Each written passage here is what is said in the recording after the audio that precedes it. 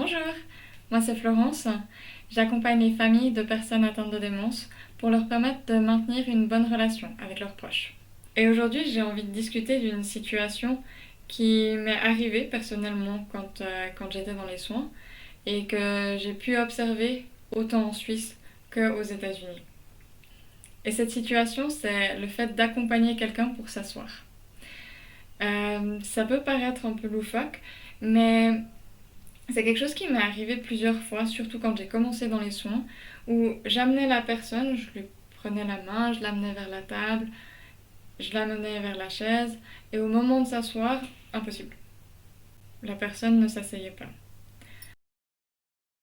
Et donc là, j'aimerais vous montrer l'illustration, donc avec mon mari qui tient la caméra devant lui pendant que je l'accompagne pour s'asseoir.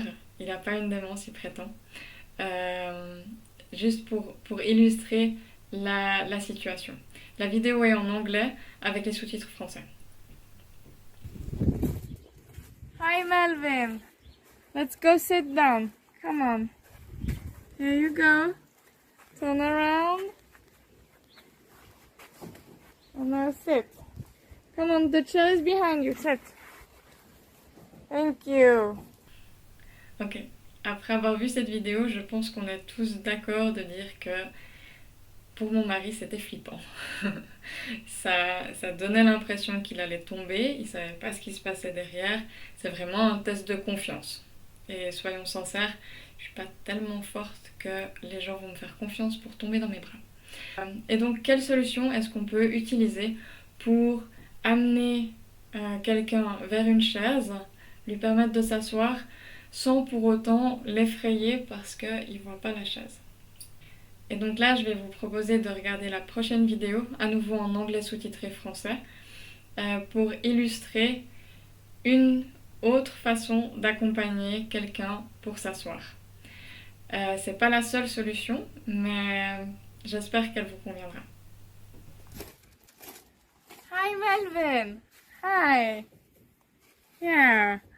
See the chair right there? Let's go sit down, okay? Here, you can put your hand and sit. Great! Ok. Est-ce que vous avez pu voir les 3 différences clés dans mon accompagnement pour mon mari? Ok, donc la première différence, c'est dans la façon dont j'ai tenu la main de mon mari. Donc là, je vais prendre cette magnifique main en bois pour prétendre que c'est mon mari. Et la première vidéo, j'ai juste accompagné comme ça en tenant mon mari par la main. Dans la deuxième vidéo, je suis venue placer ma main sous la sienne, comme ceci, et je me suis placée à côté de lui.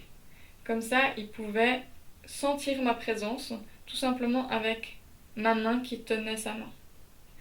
La deuxième chose que j'ai fait, c'est dans l'indication de où on va, qu'est-ce qu'on fait. La première fois, j'ai juste dit « viens t'asseoir ». La deuxième, je lui ai indiqué avec mon doigt, qui tenait encore sa main, comme ça il avait une indication physique du fait que je bougeais un peu sa main. Bien sûr, elle n'est pas en avant pour le faire tomber, ça me paraît un peu logique.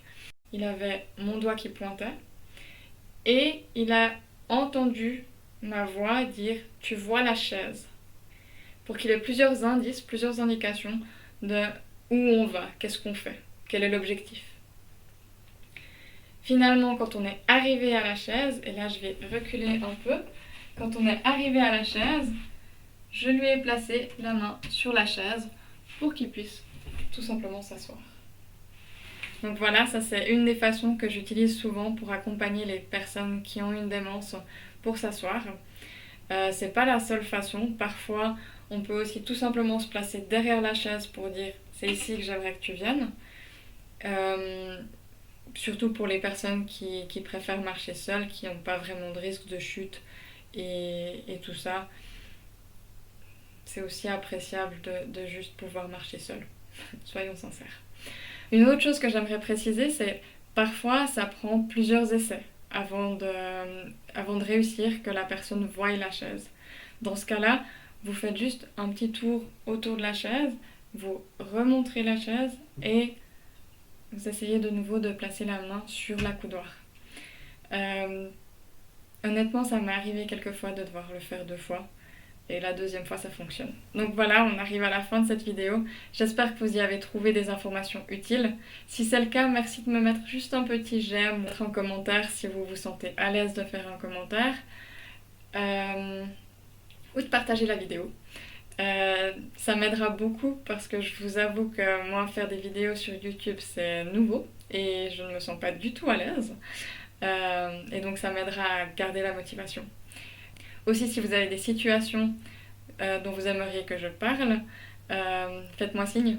C'est avec grand plaisir que j'essaierai d'illustrer une situation que vous vivez. Donc voilà.